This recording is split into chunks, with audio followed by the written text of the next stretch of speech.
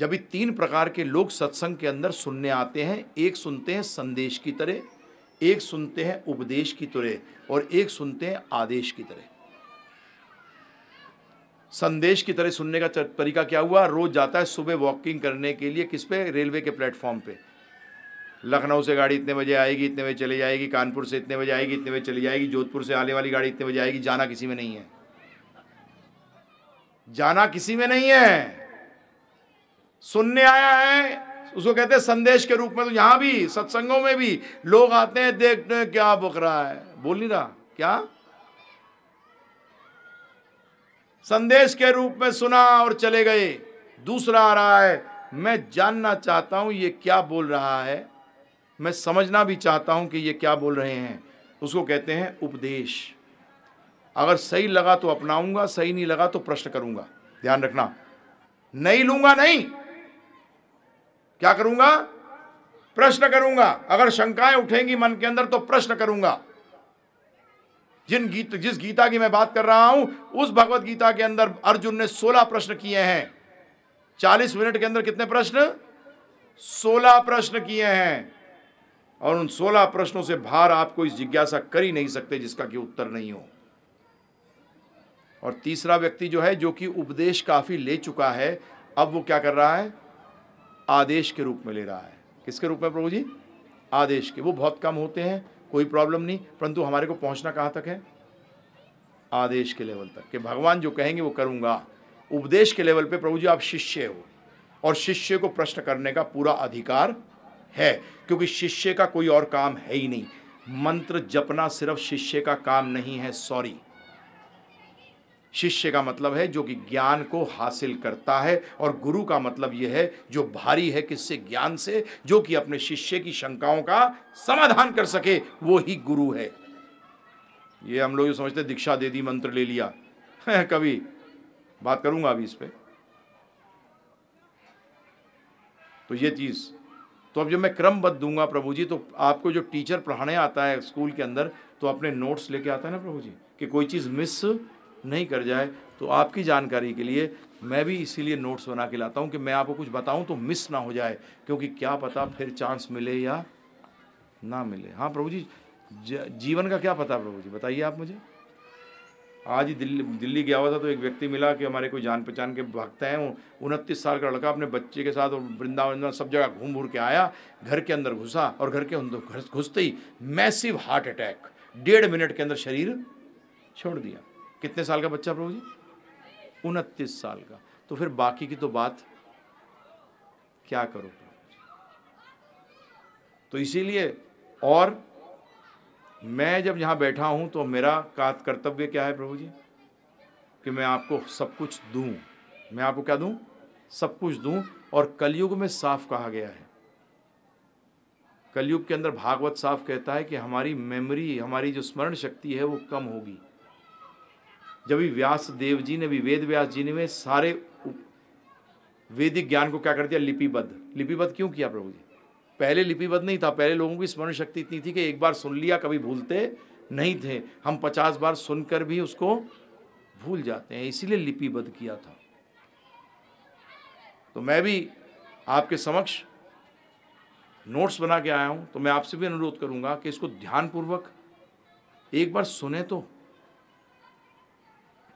अब सुनने का मतलब, क्योंकि सत्संग की बात हुई है, तो मैं 2 चीज़ें पहले क्लियर करना चाहता हूं कि सत्संग का मतलब क्या है और सुनने का मतलब क्या है। परंतु सत्संग का अभी बात नहीं करूंगा, सुनने की बात करूंगा सिर्फ,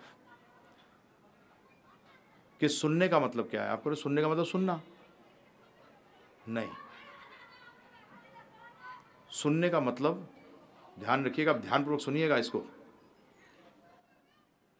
आप एक व्यक्ति को जिसका नाम कालू है, उसको बोलते हो, ए कालू 1 गिलास पानी लेके आ, और वो वहीं खड़ा रहता है। फिर आप दोबारा कहोगे, कालू पानी लेके आ, फिर नहीं हिलता। तीसरी बार क्या कहोगे? बताइए ना, बह रहा है क्या? उसका मतलब सुना नहीं क्या? उसका मतलब अगर सुनोगे तो करोगे। उसका मतलब क्या हुआ? अगर सुना है तो करोगे, और अगर नहीं करोगे तो उसका मतलब सुना नहीं है। ध्यान रखिएगा। अब व्यक्ति बोल सकता है मैंने सुना तो है परंतु मेरे अंदर प्रश्न उठ रहे हैं, उसका मतलब करने के लिए ललायत हो परंतु अभी श्रद्धा पूर्ण नहीं है, शंकाएं मन के अंदर है, तो शंकाओं का समाधान करना भी सुनने के बराबर माना गया है, क्योंकि आप करना चाहते हो।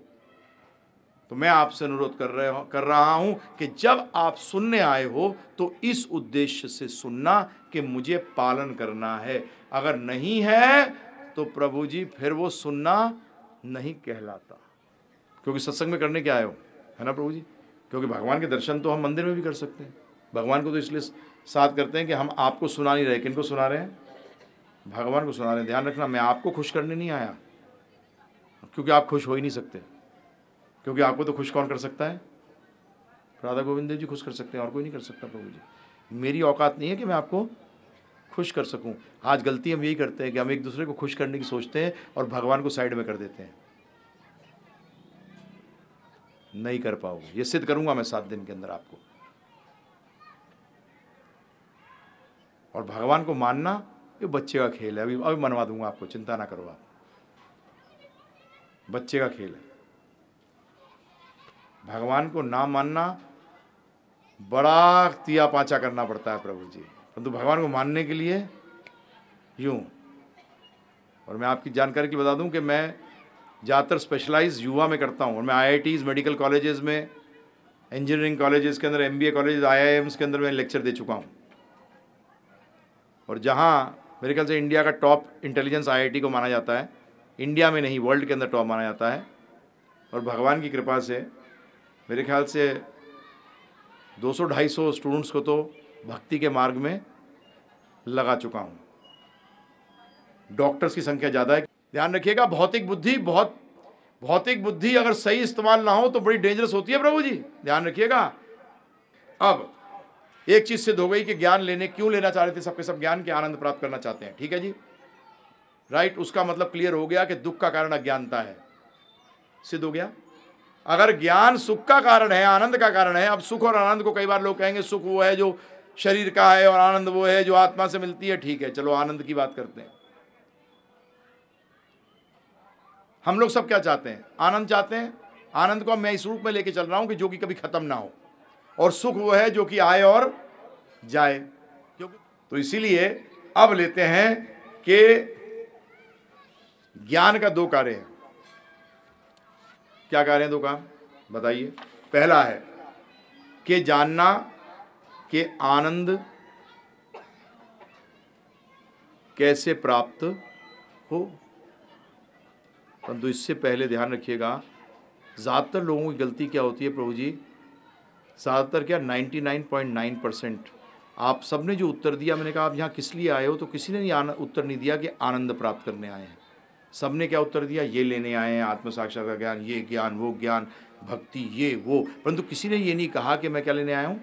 आनंद। ये मैं स्कूल में जब कॉलेजेस में के अंदर लोग बच्चों से प्रश्न भी करता हूँ तो मुझे ज़्यादातर बोलेंगे मैं जनरल मैनेजर बनना चाहता हूँ, मैं या दुनिया का सबसे रईस व्यक्ति बनना चाहता हूँ, या ये बनना चाहता हूँ। परंतु अगर उनसे बोला जाए कि तुम्हारा लक्ष्य नहीं है, तुम्हारा लक्ष्य क्या है?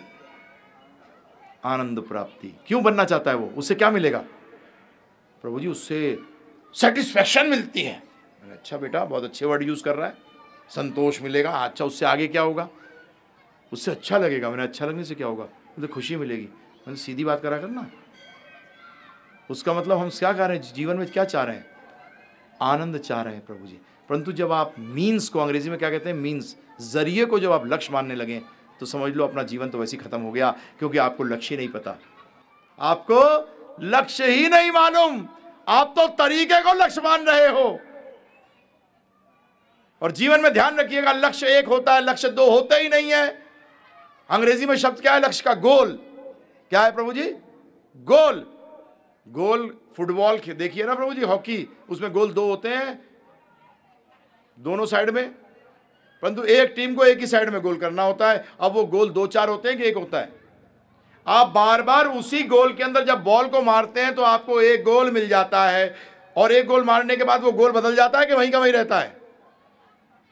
उसको प्राप्त करने के तरीके बदल जाते हैं, परंतु गोल तो एक ही रहता है। इसी तरीके से ध्यान रखिएगा, जीवन में बच्चों को मत बताइएगा कि तेरा जीवन का लक्ष्य इंजीनियर बनना है, नहीं है। आप तरीके को, जरिए को क्यों गोल लक्ष्य बता रहे हैं? लक्ष्य तो सबका एक ही है, आनंद प्राप्त करना। और मजे की बात यह है कि मनुष्यों का नहीं, हर जीव का लक्ष्य है आनंद प्राप्त करना। चाहे वो पेड़ हो, आपको पेड़, हाँ उसको छांव में उगा दो, किस तरह बढ़ेगा वो? जिस तरह रोशनी है। क्यों? हाँ, क्योंकि मर जाएगा नहीं तो। एक कुत्ते को जब लगती है धूप, लगता है तो कहां भागता है? छांव की तरफ। क्यों? क्योंकि धूप उसको दुख दे रहा है, वो आनंद की तरफ जा रहा है, वो आनंद प्राप्त करना चाह रहा है। हर जीव का एक ही लक्ष्य है, चाहे वो किसी भी योनि में हो, उसका लक्ष्य एक है। परंतु फिर अब प्रश्न उठता है कि प्रभु जी जान गए लक्ष्य तो आनंद है, तो अब दूसरा ज्ञान का काम क्या है? बताना कि लक्ष्य प्राप्त कैसे होगा। अब हम आगे योनियों पे, तो योनियों की बात कर लेते हैं प्रभु जी। अब हमसे सबसे करीबी योनि कौन सी है?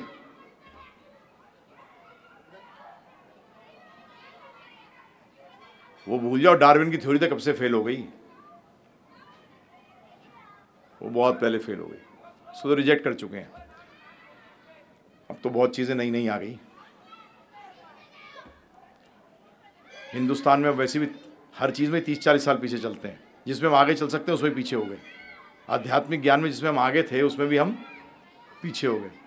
चलिए प्रभु जी, करीबी क्या है? आपने बंदर कहा, बिल्कुल सही कहा, परंतु इसको योनि बता दी है, जानवर की योनि। क्या योनि? जानवर की योनि हमसे सबसे करीबी है।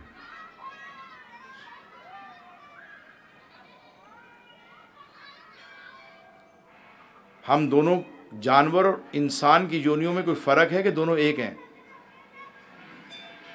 जल्दी बोलिए। एक है कि फर्क है? एक है, दोनों में कोई फर्क नहीं है? फर्क है। जो फर्क नहीं मानते वो हाथ उठाएं। सब मानते हैं, बोलते डरते हैं अगर नहीं मानेंगे तो गड़बड़, हम ही जानवर कहलाएंगे। ये तो बड़ा गलत प्रश्न कर दिया प्रभु जी, क्यों फंसाने के चक्कर में हो? बिल्कुल सही बात है, फर्क है। क्या फर्क है? हैं जी? बुद्धि। Very right. उनमें बुद्धि है कि नहीं है? अरे अब सोच क्या रहे हो, कमाल हो गया। फर्क बता रहे हो, बुद्धि का है, मैं तो ये पूछ रहा हूं उनमें बुद्धि है कि नहीं है? बुद्धि तो है जी। हाँ, कुत्ते को ट्रेनिंग दो, फसला ट्रेन हो जाता है, हैं? सिट डाउन, बैठ जाएगा, हील्स, पैर के पास चलेगा, है ना प्रभु जी? जो ऑर्डर सिखा दोगे वैसे ही करेगा। कॉकरोच लाइट जलाते ही गायब हो जाता है, हैं? बिल्ली अंदर घुस जाए, फर्स्ट क्लास आपके दूध के ढक्कन को यूं उड़ाएगी और दूध पी के चक होकर चली जाएगी, है ना प्रभु जी? मतलब बुद्धि तो है। तो हम में भी बुद्धि, उसमें भी बुद्धि, परंतु एक फर्क है, हम में बुद्धि ज्यादा है क्योंकि हम उसको कंट्रोल करते हैं, है ना प्रभु जी? हम उसको नियंत्रण में लाते हैं। ये बुद्धि का कोई काम ही नहीं है। शेर अपने दहाड़ से जंगल को कंट्रोल में कर लेता है, सारे जानवर हिल जाते हैं, पक्षी तक हिल जाते हैं जब शेर दहाड़ता है। तो बुद्धि हमारी श्रेष्ठ कैसे हुई? किस चीज में श्रेष्ठ हुई? अब ध्यानपूर्वक हैं। हाँ, विवेक क्या मतलब? सही और गलत की पहचान, वो तो जानवर भी जानता है। प्रभु जी ने कहा कि धर्म, परंतु इससे पहले क्या कहा? आहार निद्रा भय मैथुनम च सामान्यम एतत् पशुभिर नरानाम। सामान्य क्या है? आहार निद्रा भय मैथुनम, खाना, आहार निद्रा सोना, भय मतलब बचाव करना, मैथुनम मतलब बच्चे पैदा करना। ये चार कार्य जानवर और इंसान में समानता है। अगर धर्म को भी इन्हीं चार चीजों को प्राप्त करने के लिए लगाया जाए तो क्या श्रेष्ठ हो जाओगे? प्रश्न कर रहा हूं प्रभु जी आपसे, समझो समझो।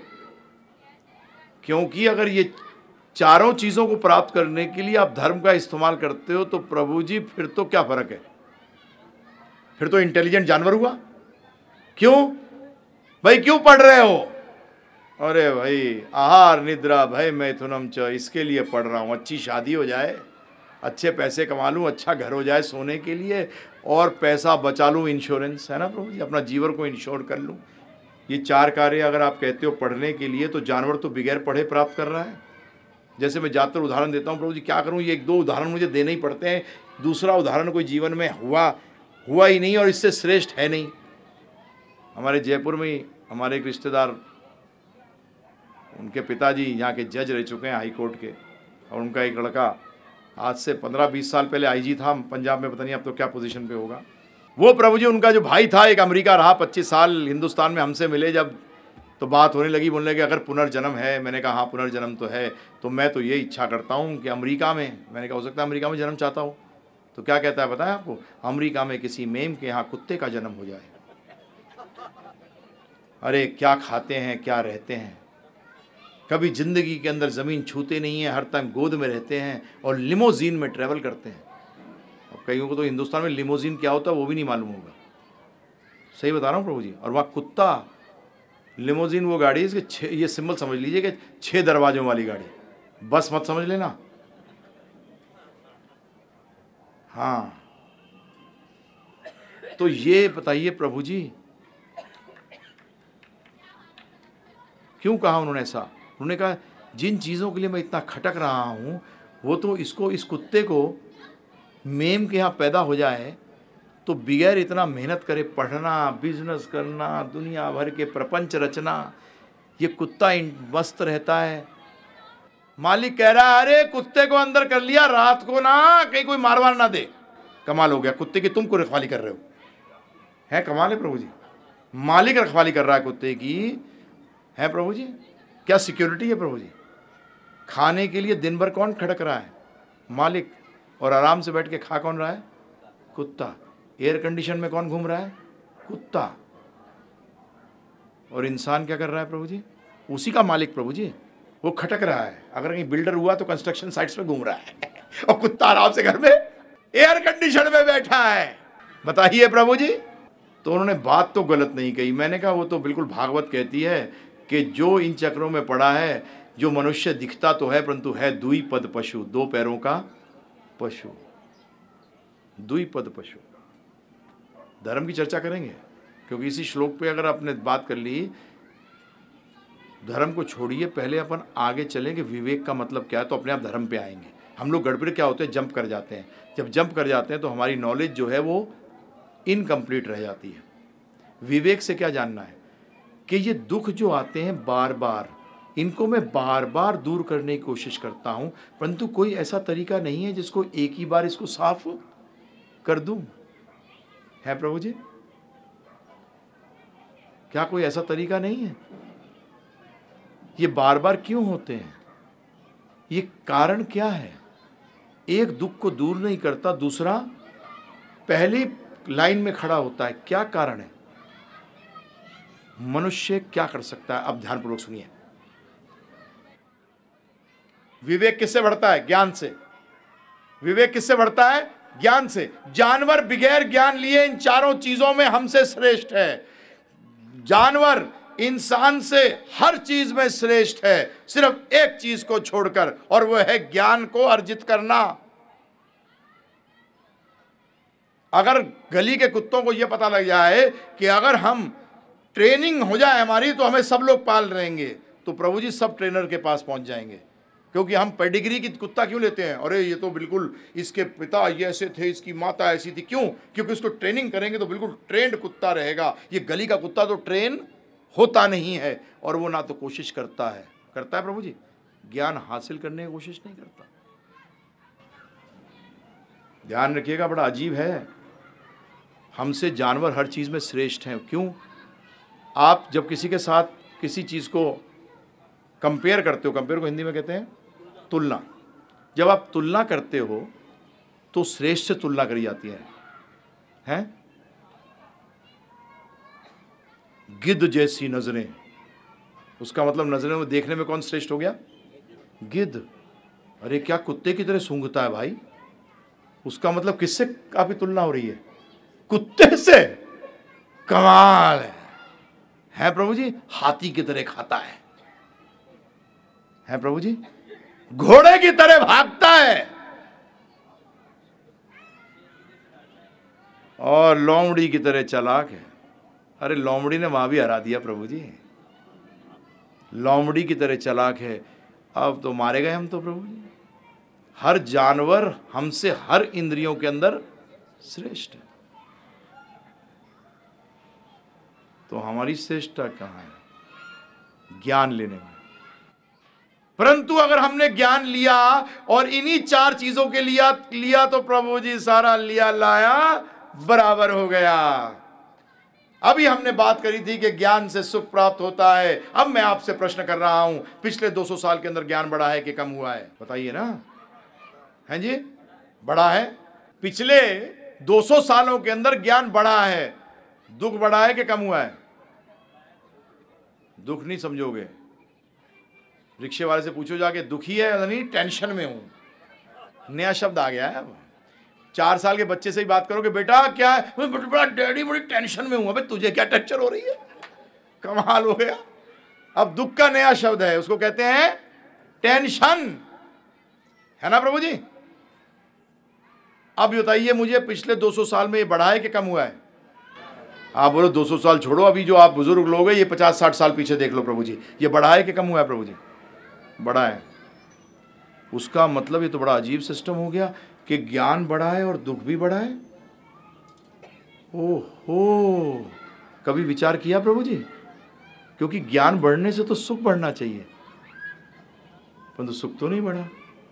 उसका मतलब ये तो ज्ञान नहीं है, क्योंकि अगर ज्ञान होता तो इसको सुख देना चाहिए था। इसने तो दुख दिया है, और दुख तो अज्ञानता देती है। परंतु प्रभु जी कुछ प्रॉब्लम है, इसको ज्ञान नहीं कहते तो अच्छा नहीं लगता। सोना 24 कैरेट का नहीं है, 8 कैरेट का है, परंतु है तो इसको अब प्योर करना पड़ेगा। कहाँ तक लाना पड़ेगा? 24 कैरेट तक। तो ये ज्ञान तो है, परंतु इस ज्ञान में दो ही चीज हो सकती है, या तो ये ज्ञान नहीं है या इसमें किसी ज्ञान की कमी है, जो इसमें से वो ज्ञान का जो रस है वो निकल गया है। रस का मतलब सुख देने का, उसमें जो क्षमता थी वो निकल गई। यही हो सकता है ना प्रभु जी? तो पहला हमने रिजेक्ट कर दिया, ज्ञान तो है, क्योंकि ये लाइट जल रही है, टेक्नोलॉजी तो है प्रभु जी, है ना? मैं माइक में बोल रहा हूँ, आप सुन रहे हैं।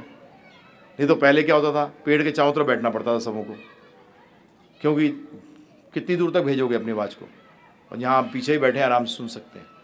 तो ज्ञान तो प्रभु जी,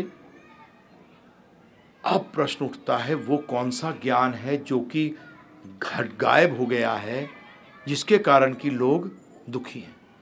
ये कौन जानने की कोशिश कर सकता है प्रभु जी? इंसान। आप समझते हैं इस ज्ञान को? आप उत्तर देना फटाफट। जीवित शरीर और मृत शरीर में कौन सा ज्यादा महत्वपूर्ण है? हाँ प्रभु जी, कैसा प्रश्न कर रहे हो? इतना मूर्ख तो नहीं है। सही है, जीवित शरीर। इस प्रश्न के बाद अब मैं आपके पास सामने एक स्टेटमेंट पूछ रहा हूं, फिर क्वेश्चन। जो व्यक्ति अपना ज्यादा समय, ध्यानपूर्वक सुनिएगा, जो व्यक्ति अपना ज्यादा समय या सारा समय उन वस्तुओं के लिए देता है जो कि कम महत्वपूर्ण है या महत्वपूर्ण नहीं है, ऐसा व्यक्ति ज्ञानी कहलाएगा या अज्ञानी? अज्ञानी। अज्ञानी व्यक्ति सुखी होगा कि दुखी? क्लियर? जीवित शरीर और मृत शरीर में ज्यादा महत्वपूर्ण जीवित शरीर। जीवित शरीर और मृत शरीर के अंदर दोनों में क्या चीज है जो कि दोनों में है? क्या है? शरीर है।